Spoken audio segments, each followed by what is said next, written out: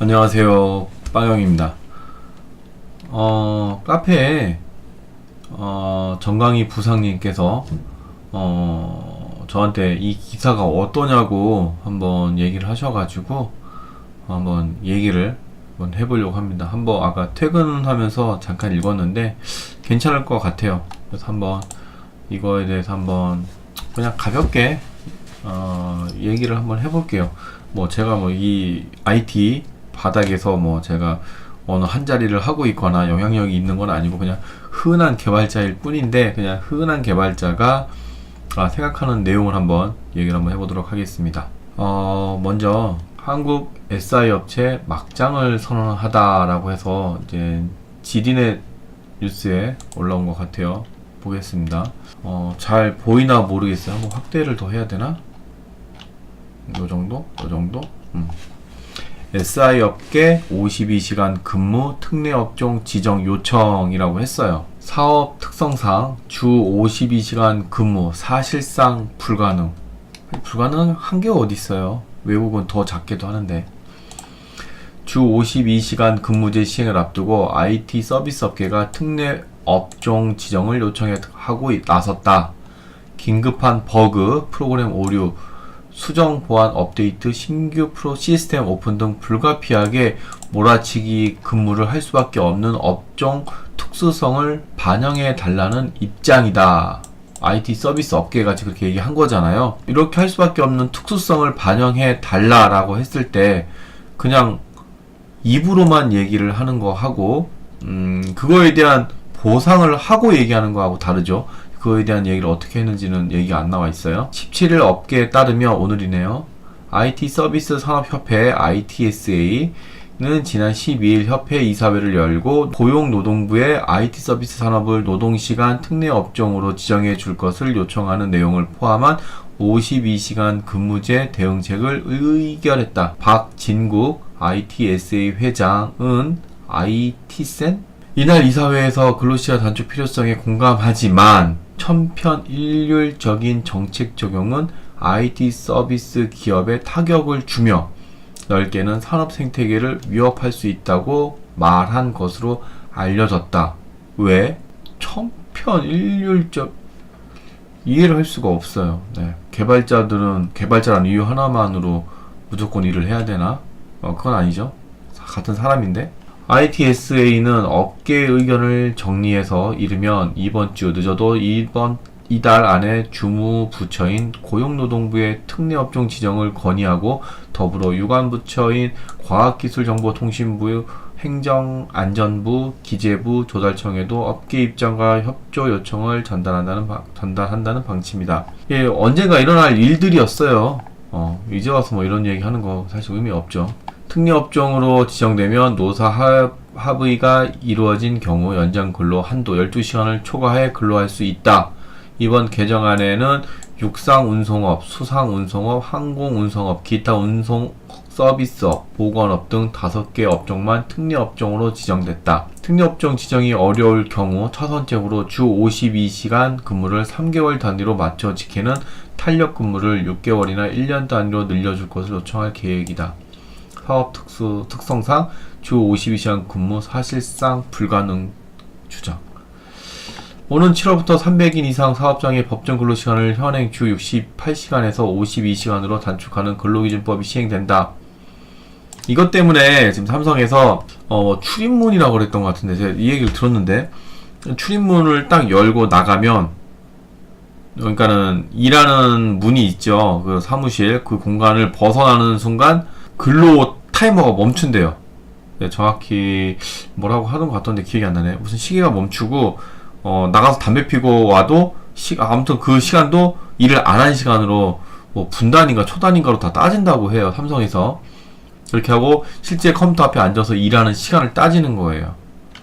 네, 이제 그게 실제 일을 하고 있든 뭘 하고 있든 그건 아닌 것 같고 문이랑 출입문 얘기한 걸로 제가 들은 것 같아요. 저희 회사 직원들도 삼성에서 일을 하고 있거든요.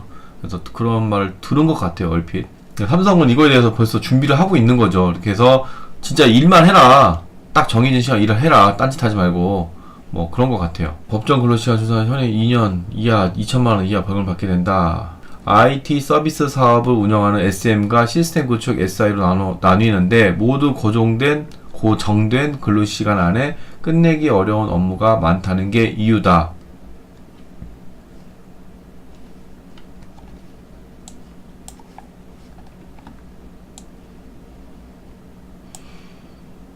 근로자는 거부하기 어려운데 법정 근로시간 위반에 대한 책임은 일을 시키는 발주자가 아닌, 이게 문제인 거예요. 사업자가 지게 될 것이다. 사업자한테 지지 않고 발주자가 진다라고 명시를 하면 돼요, 법으로. 이게 뭐야? 이거에 대해서 강력하게 페널티를 먹이게 법으로 강력하게 하면 돼요. 그걸 안 하니까 그럼 이렇게 되면은 의미가 없죠. 이런 법을 시행하려고 하면 확실하게 해야지. 이 사업업체가 지게 된다라고 하면은 이 법 시행한 의미가 없어요. 당연히 사업업체가 지게 된다 그러면 뭐라고 하겠어요? 눈치 보고서 야 그러지 마. 야 일하는 일 다 해줘. 이렇게 나오지.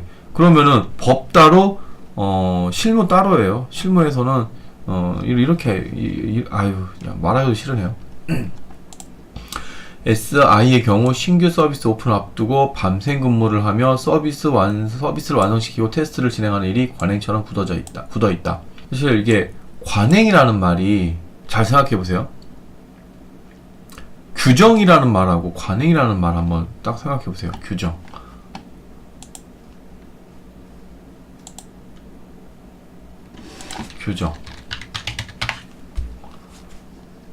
규칙으로 정합. 그런데 관행.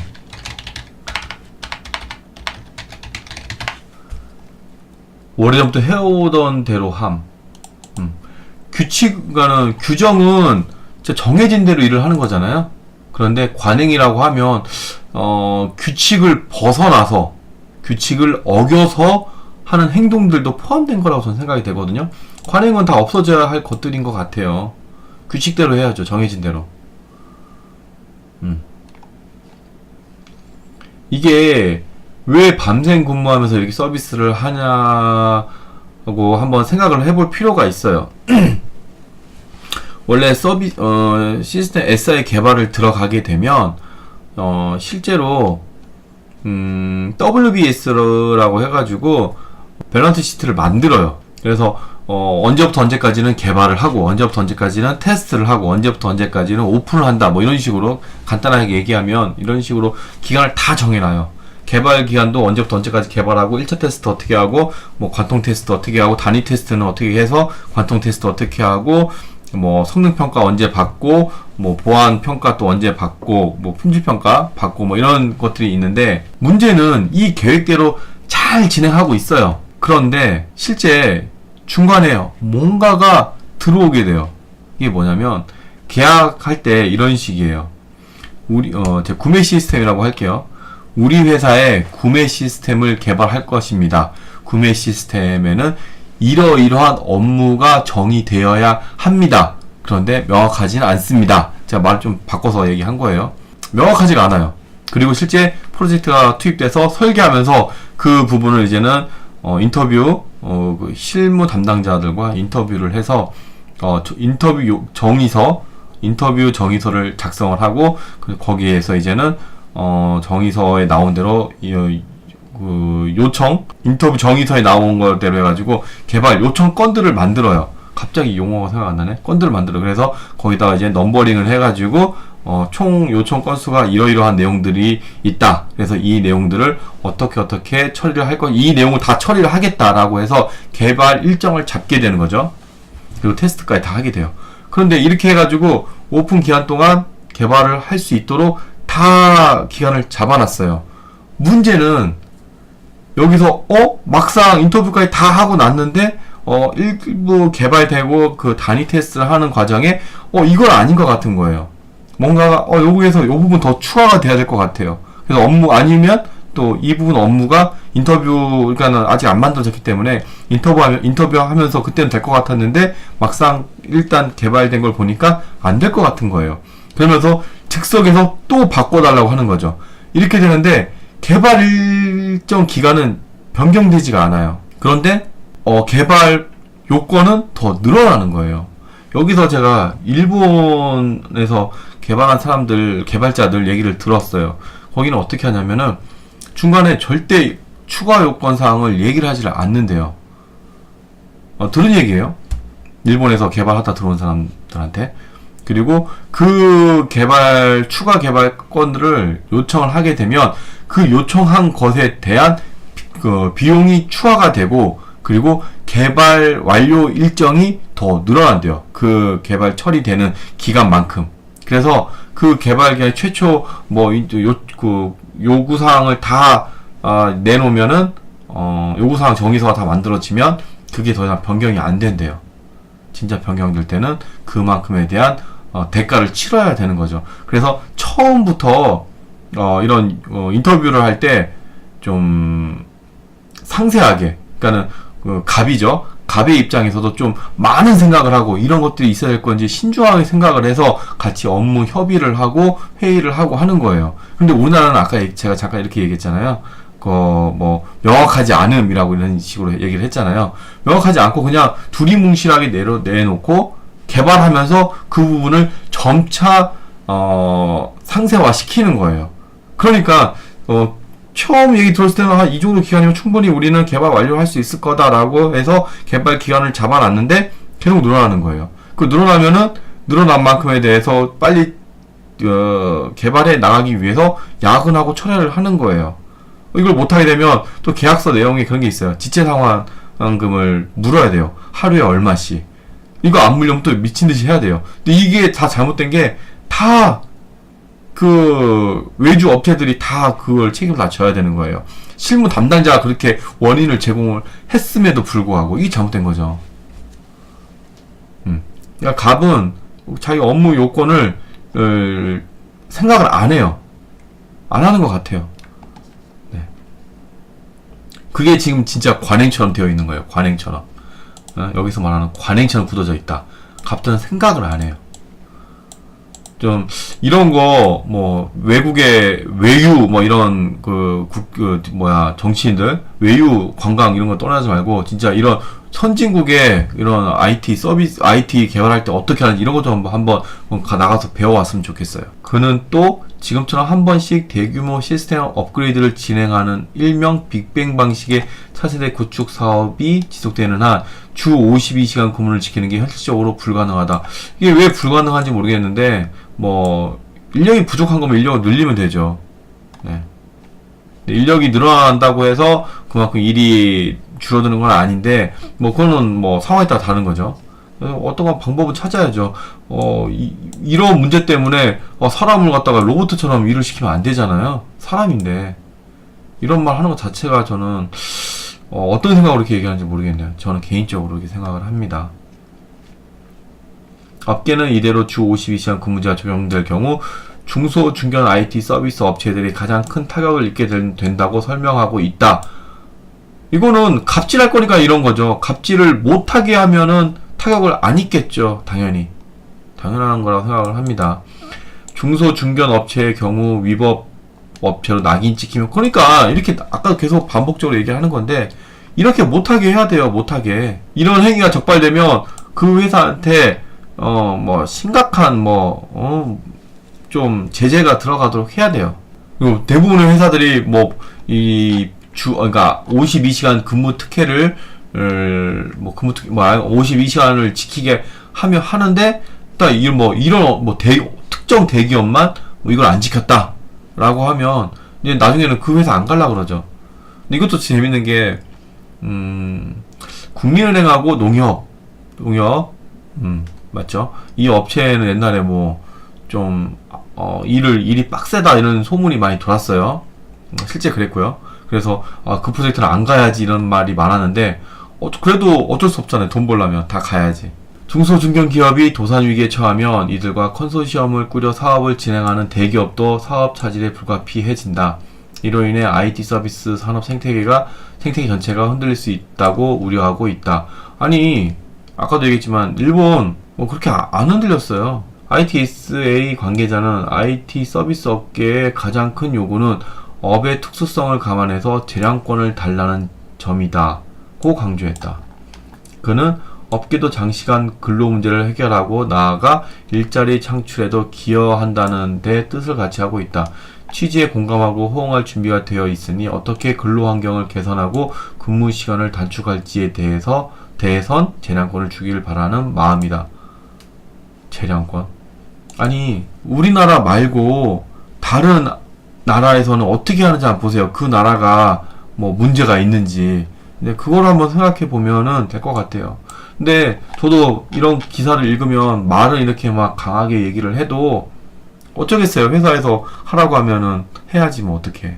네, 그렇지만 이런 글을 보면 너무 마음이 아파요. 많이. 마음이 아파. 제 생각은 그렇습니다. 우리나라도 빨리 이렇게 돼서 미국 프로그래머 직업 한번 검색을 해볼게요.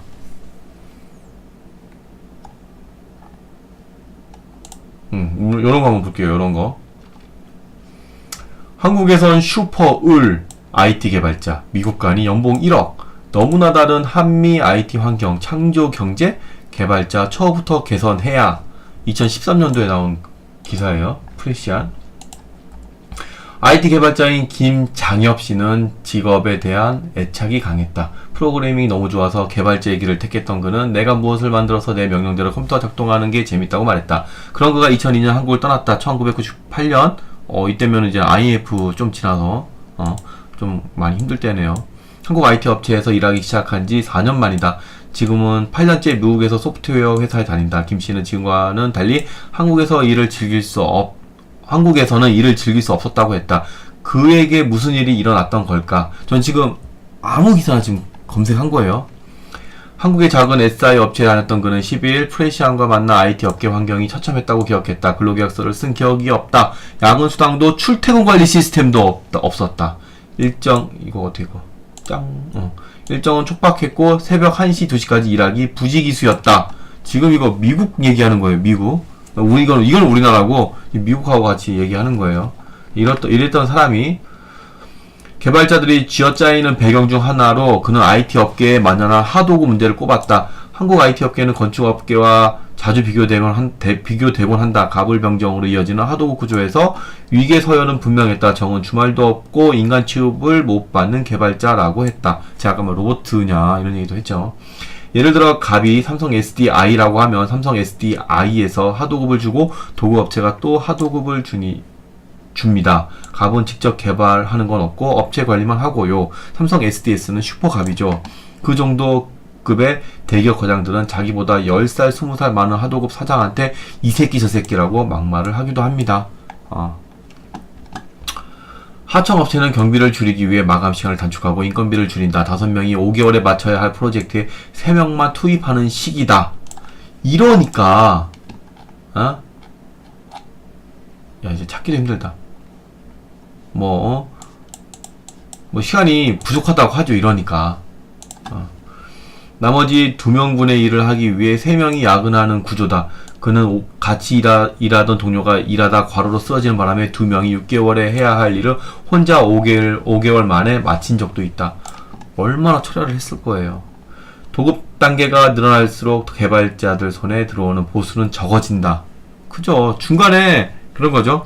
갑이 을한테 100만원짜리 프로젝트를 줬어요. 을이 여기서 한 30만원 먹고 70만원으로 다음 업체 줬어. 또 다음 업체는 또 30만원 먹고 이제 또 40만원 또 다음 업체 줬어. 그 업체는 40만원 갖고 100만원짜리 일을 하는 거죠. 뭐 그런 거예요. 그러니까 중간 단계가 필요가 없는 거예요. 도급 단계가 늘어날수록 개발자 손에 들어오는 보수는 적어진다. 김씨는 항상 원천 관리자가 직접 작업 지시를 했지만 연봉은 1,800만원대였고 처음 들어갔을 때는 월급이 60만원대였다고 토로했다.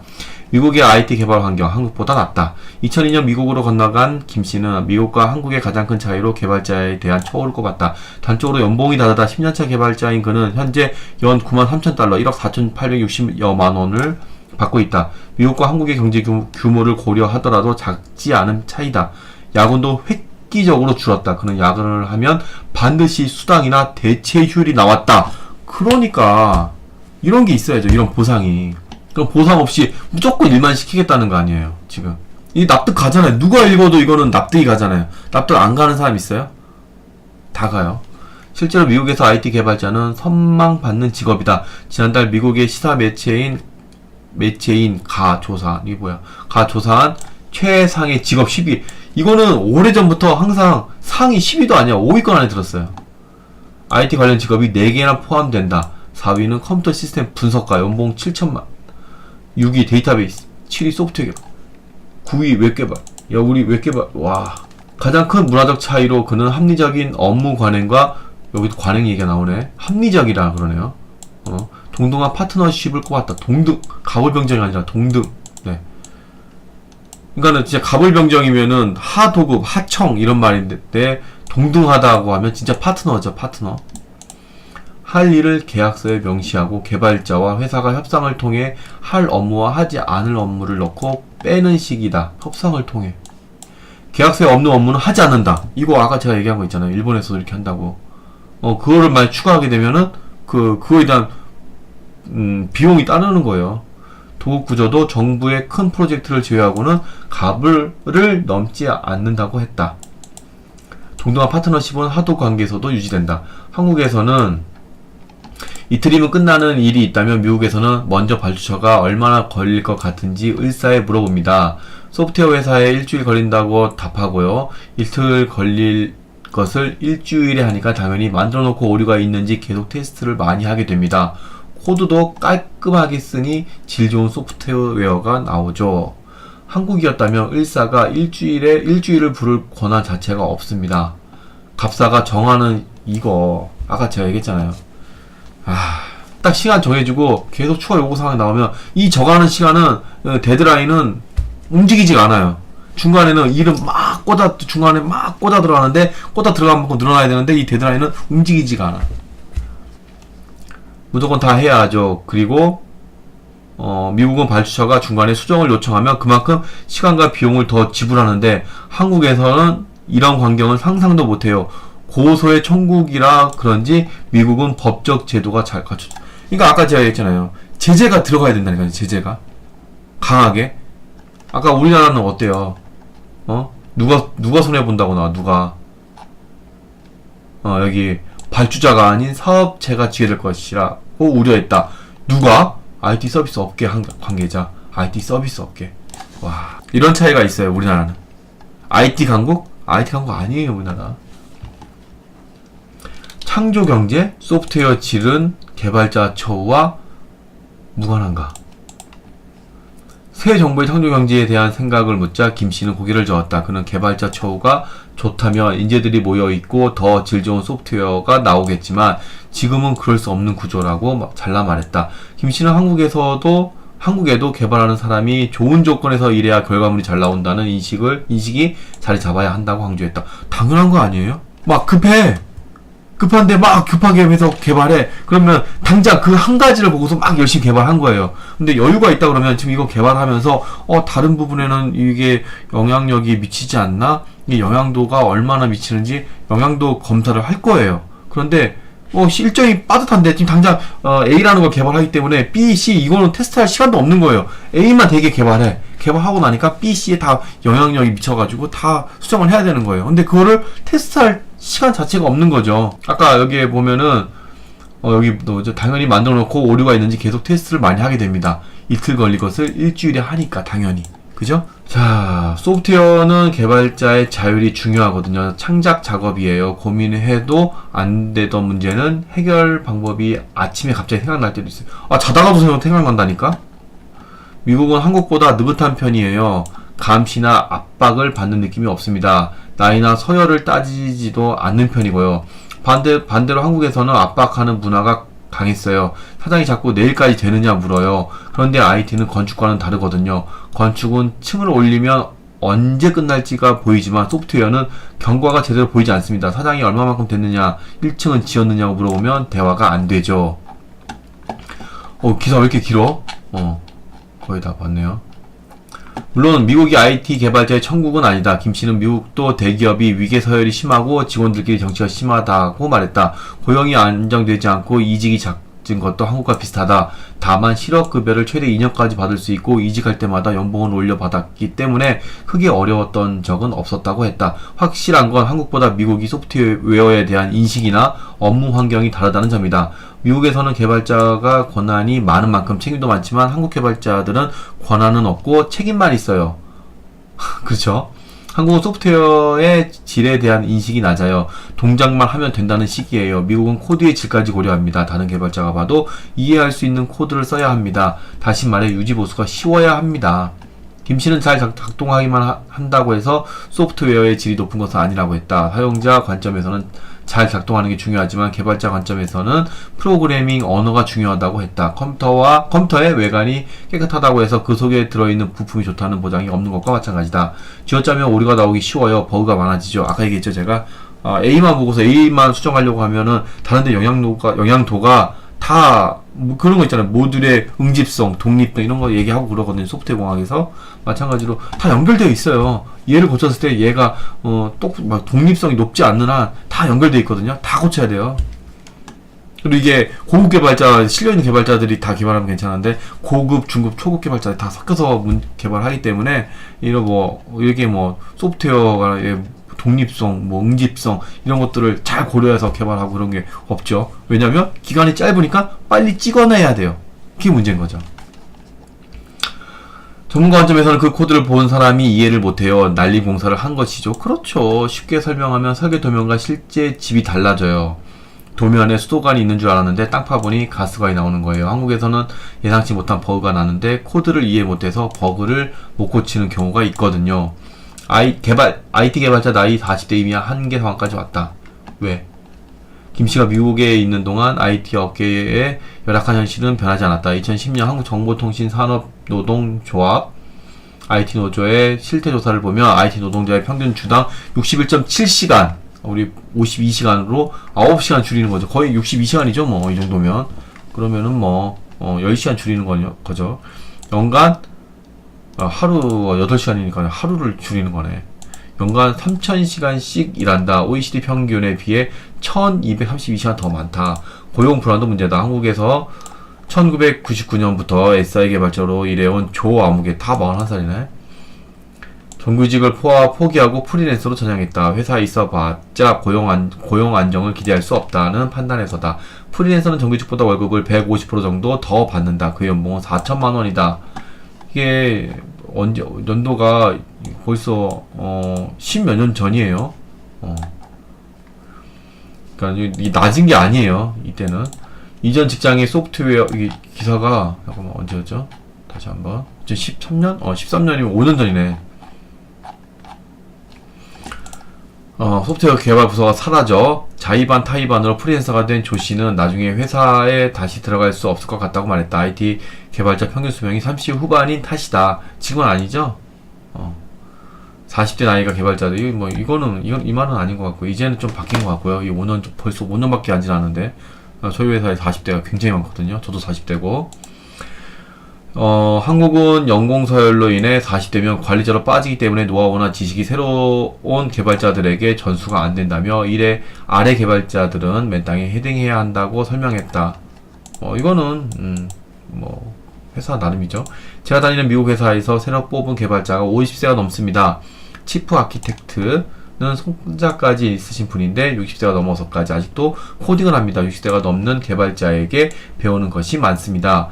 6, 7년 차와 30년 동안 코딩한 사람하고 실력이 다르죠. 이게 이거는 이 50세, 60세 이 분이 정말 열심히 노력하신 분이에요. 이분은 얘기했잖아요. 예전 영상에도 있는데 예를 들어서 델파이 개발자예요. 파워빌더 개발자가 있어요. 근데 차세대 하면서 파워빌더를 예를 들어서 EJB 시스템으로 바꿨어요. 근데 이 사람은 EJB를 몰라. EJB 자바잖아요. 파워빌더하고 자바하고 완전 다르거든요. 근데 이거를 자바를 공부를 한 적이 없어. 이 사람은 개발하고 싶어도 못해요.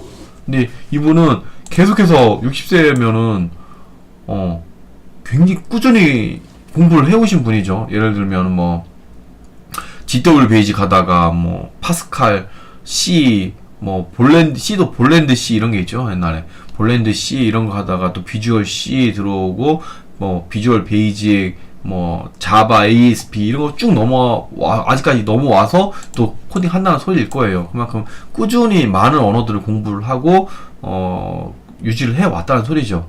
근데 그렇지 않으면은 이렇게 못해 하고 싶어도 못해요.